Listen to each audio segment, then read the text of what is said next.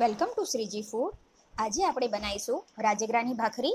રાજગરાની ભાખરી લગભગ દર 11 કે દરેક ઉપવાસમાં બધાના ઘરે બનતી હોય છે, પણ ઘણીવાર ઘણાનાથી આ ભાખરી પ્રોપર નથી બનતી એવા મને કમેન્ટ્સ મળ્યા હતા. તો આજે હું તમને રાજગરાની ભાખરી પરફેક્ટ રીતે ઘરે કેવી રીતે બનાવવી એ બતાવીશ. આને બનાવવામાં જે વસ્તુનું ધ્યાન રાખવાનું છે એ હું તમને ડ્યુરિંગ ધ રેસિપી બતાવતી જઈશ, તો તમે પૂરા વિડીયોને ધ્યાનથી જોઈ અને સાંભળી લો. અને આ રેસિપીની પૂરી ડિટેલ મેં ડિસ્ક્રિપ્શન બોક્સમાં આપેલી છે. તો હવે ભાખરી બનાવવા માટે એક બાઉલમાં રાજગરાનો લોટ એડ કરી દઈએ. એમાં સ્વાદ પ્રમાણે મીઠું અને તેલ એડ કરીશું. રાજગરાની ભાખરીમાં તેલ ખૂબ જ ઓછું યુઝ થાય છે. પહેલાં આને મિક્સ કરી લો. હવે એમાં મેં એક બાફેલું બટાકું મેશ કરીને એડ કર્યું છે. હવે આને બાંધવા માટે જે પાણી યુઝ કરીશું એને મેં થોડું નવસેકું ગરમ કરી લીધું છે. તો થોડું થોડું પાણી એડ કરતા જઈને નોર્મલ પરોઠા જેવો આનો લોટ બાંધવાનો છે, તો હું એ બાંધી લઉં છું. આ રીતે લોટ બંધાઈને તૈયાર થાય એ પછી હાથમાં થોડું તેલ લગાવીને આ લોટને સારી રીતે મસળી લેવાનો છે.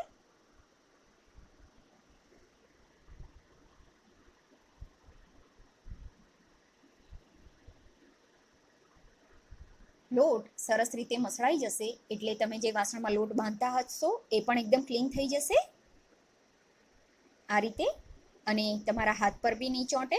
તો હવે આને ઢાંકીને 5 મિનિટ રહેવા દઈએ. 5 મિનિટ પછી હવે આને એકવાર મસળીને આમાંથી લુવો બનાવીશું.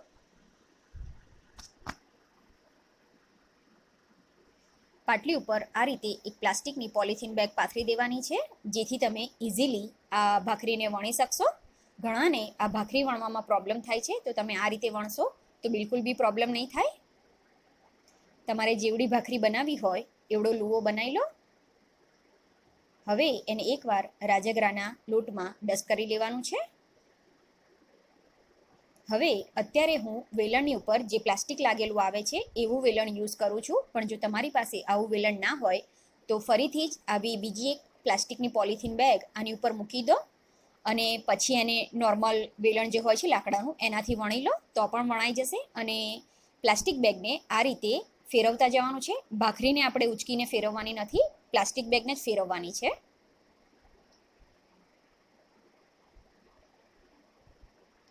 તો હવે આ વણાઈને રેડી છે ને શેકી લઈએ. એક સાઈડ આ રીતે બબલ્સ થાય એટલે ટર્ન કરી દેવાનું. પહેલાં ગેસની ફ્લેમ સ્લો રહેશે અને બીજી બાજુ ટર્ન કરીએ ત્યારે ગેસની ફ્લેમ મીડિયમ રાખવાની છે. હવે પાછળ શેકાઈ જાય એ પછી હવે આની ઉપર તેલ એડ કરીશું. તેલ આ રીતે બધે લાગી જાય એ પછી આપણે ગેસની ફ્લેમ ફાસ્ટ કરીને આ પરોઠાને શેકી લઈશું. તેલ મૂક્યા પછી જ આપણે ગેસની ફ્લેમ ફાસ્ટ કરવાની છે. હવે તમે ફેરવતા જશો એટલે ખ્યાલ આવશે કે કઈ બાજુ એની ડિઝાઇન હજુ પ્રોપર પડેલી નથી, તો ત્યાં જ આપણે દબાવતા જવાનું છે અને સરસ રીતે એને શેકી લેવાનું છે.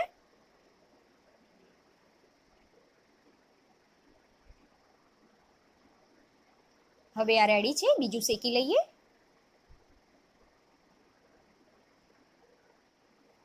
આ રીતે બધે એને એકવાર ફેરવી દો જેથી સાઈડમાં જે તેલ લાગ્યું હશે પરોઠામાં આવી જશે. હવે બીજી બાજુ ફેરવી દઈએ ત્યારે ગેસની ફ્લેમ મીડિયમ કરી દેવાની છે.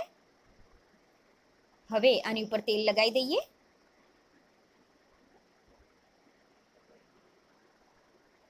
તેલ લગાવ્યા પછી ગેસની ફ્લેમ ફાસ્ટ કરીને એને શેકી લેવાનું છે.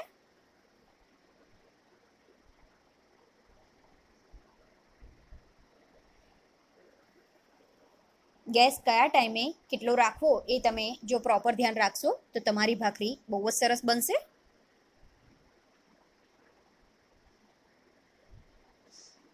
ચલો આ પણ રેડી છે, તો આ જ રીતે હું બાકીના બનાવી લઉં છું.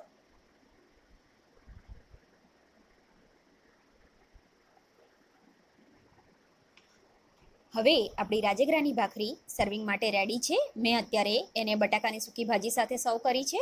તમે રાજગરાની ભાખરીને બટાકાની સૂકી ભાજી, સુરણનું શાક ગમે તેની સાથે સર્વ કરી શકો છો. તમે જો બટાકાની સૂકી ભાજીનો વિડીયો જોવા માંગતા હો તો એ પણ મેં મારી ચેનલ ઉપર બનાવેલો છે. આઈ હોપ તમને મારો આ વિડીયો પસંદ આવ્યો હશે. તમે જો આ વિડીયોને હિન્દીમાં જોવા માંગતા હો તો મેં ડિસ્ક્રિપ્શન બોક્સમાં એની લિંક આપેલી છે, તો ત્યાંથી તમે જોઈ શકો છો. આવા જ બીજા વિડીયો શીખવા માટે ચેનલને સબસ્ક્રાઈબ કરવાનું ના ભૂલશો અને બીજી ફરાળી રેસીપી તમે મારા ચેનલ ઉપર જઈને જોઈ શકો છો.